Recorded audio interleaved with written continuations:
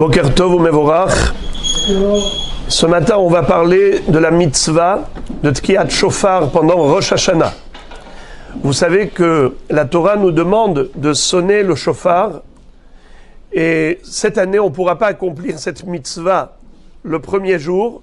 On ne fera que le deuxième jour, c'est-à-dire que la mitzvah ne sera que midei Rabbanan, puisque Mina Torah, Rosh Hashanah, n'existe qu'un seul jour. Le deuxième jour, c'est une institution rabbinique.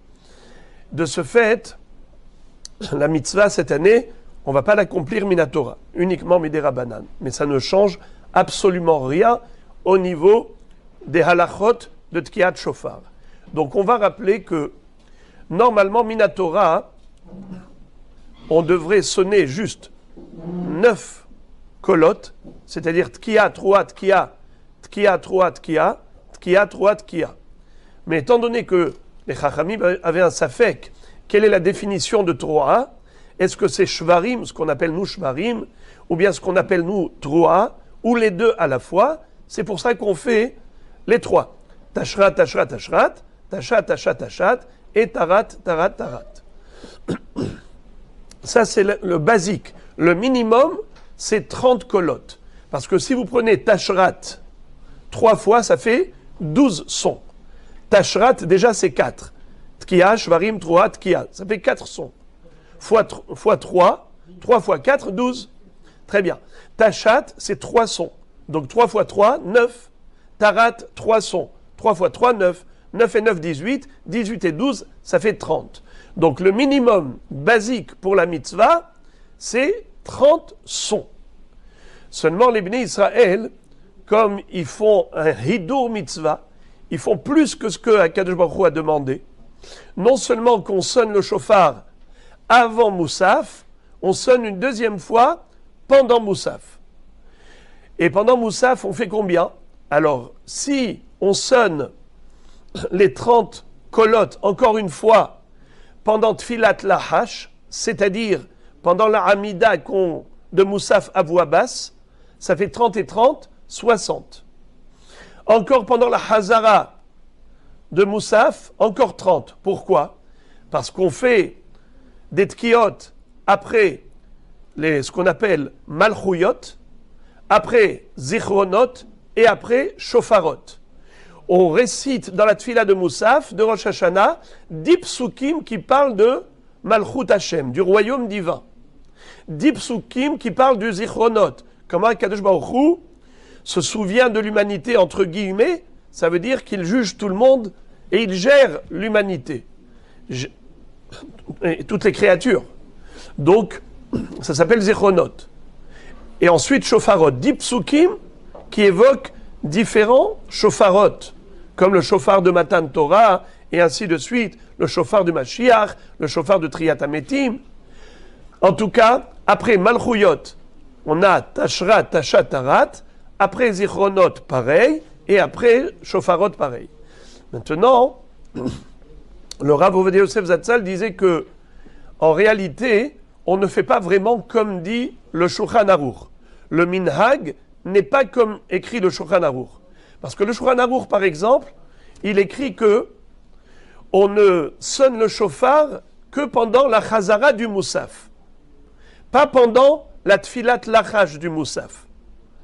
Pas au milieu de la Hamida à voix basse. Que pendant la chazara du Moussaf.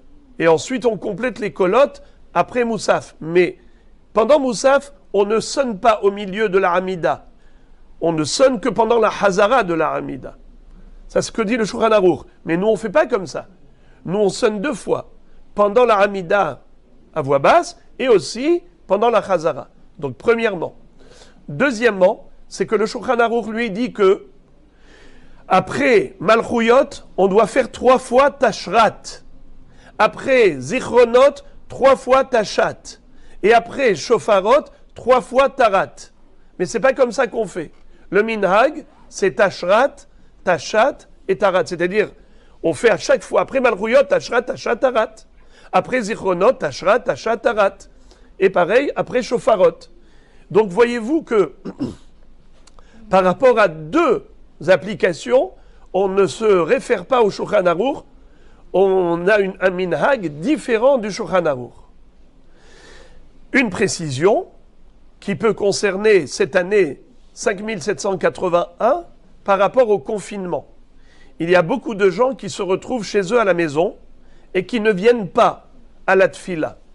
Ils ne vont pas faire la tfila betzibour. Ils vont faire Moussaf Beyahid. Lorsqu'ils font Moussaf Beyahid, nous dit le Rav, il n'est pas question de faire Tkirat Shofar au milieu de la Hamida. La personne qui fait la Hamida de Moussaf chez elle à la maison, même si elle sait sonner le shofar, il ne faut pas qu'elle s'arrête au milieu de la Hamida, après Malchuyot, après Zichronot, après Shofarot, pour sonner le shofar. Non, parce que les Tkirot des Meromad, ça a été institué que pour le Tzibour, pas pour le Yachid. Alors l'individu particulier, lui, ne va sonner que les 30 colottes basiques.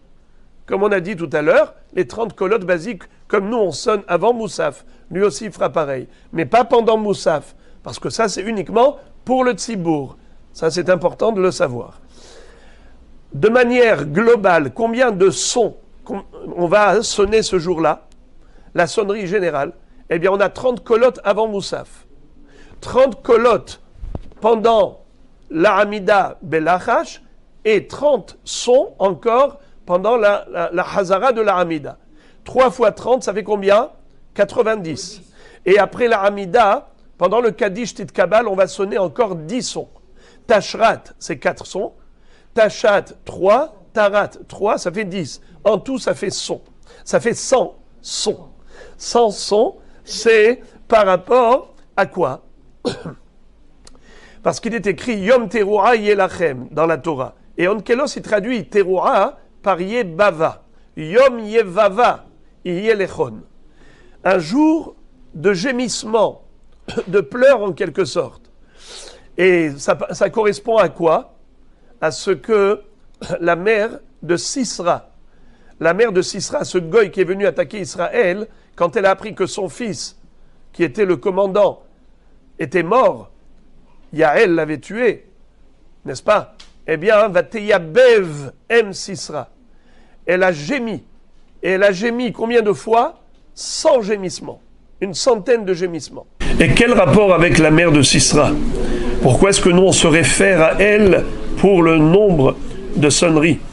Eh bien, c'est pour contrecarrer la force de nos ennemis. Elle, la mère de Sisra, a donné naissance à un ennemi d'Israël. Et grâce à Yaël, elle a été justement abattue.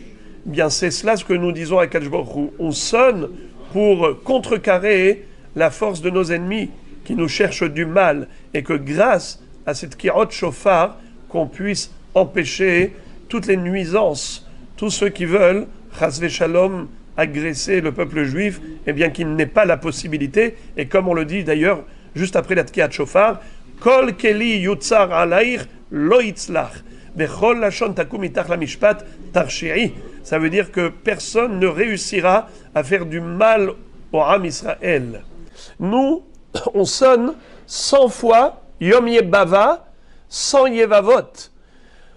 On a donc ces tkirot qui, en effet, la Gemara nous dit que ça correspond à ce qu'on appelle Ganou Heganah et Iloulé Yalil. Quelqu'un qui pleure, au début il a des sons comme des gémissements et après des soupirs qui sont saccadés. Donc c'est pour ça qu'on a un safek. Comme la Torah dit Yom Yebava, que c'est comme ça qu'Onkelos a traduit Yom Teruah. Alors comment on est mis à Bev? Soit que Ganou Heganah, on a des longs gémissements, soit des soupirs qui sont saccadés, Iloulé Yalil, soit les deux à la fois. C'est pour ça qu'on fait Tashrat et Tashat et Tarat. Tkiya Shvarim Troa, Tkiya, Tkiya Shvarim Tkiya, Tkiya, Troa, Tkiya. Alors voilà, Rabotai, ce qu'on fait, une centaine de sons. Mais à la fin, on fait Troa Gedola. Pourquoi on fait Troa Gedola? Ça fait 101 sons. C'est la Gemataria de Michael, la valeur numérique de Michael. Michael, même Yud, Chaf, Aleph, Lamed, c'est en Gemataria 101. Michael, Sar Israël, c'est l'avocat d'Israël. C'est lui qui vient au devant du trône divin avec la force de cette sonnerie de Tkirat Shofar et il plaide en faveur du Ham Israël. Ala Elokim bitroa, Hashem bekol shofar. Akadosh Baruch Hu siégeait sur le trône de la rigueur de Midat Adin, et grâce à la Tkiat Shofar, Am Israël est capable de transformer la Midat Adin en Midat Arahamim, la dimension de rigueur. Grâce à la Tkiat Shofar, ils séduisent Hashem Idbarach, et Akadosh Baruch Hu va les juger avec pitié et miséricorde. C'est pour ça qu'on dit après Tkiat Shofar, Ashrei ha'am yod'e teru'a, Hashem be'or panecha yehallechun. Heureux est le peuple qui sait sonner la teru'a. Et le Midrash demande, mais les goïms aussi ont des trompettes et des corps qu'ils sonnent. Pourquoi est-ce que tu dis, heureux est le peuple qui sait sonner le shofar? Mais nous dit le Midrash, Ashrei ha'am sheyod'im lefayes et bor'am, ou la halotomi qui sait din, ou le shival qui sait rahamim. La force du Ham Israël avec la Tkiat Shofar, c'est de pouvoir transformer la rigueur en miséricorde. Et c'est parce que on prend à cœur les sons du shofar pour se réveiller, pour faire teshuva. Et grâce à cette teshuva, on revient vers Hachem. C'est ainsi qu'il inscrit le Ham Israël dans le livre de la vie, dans le livre de tous les mérites.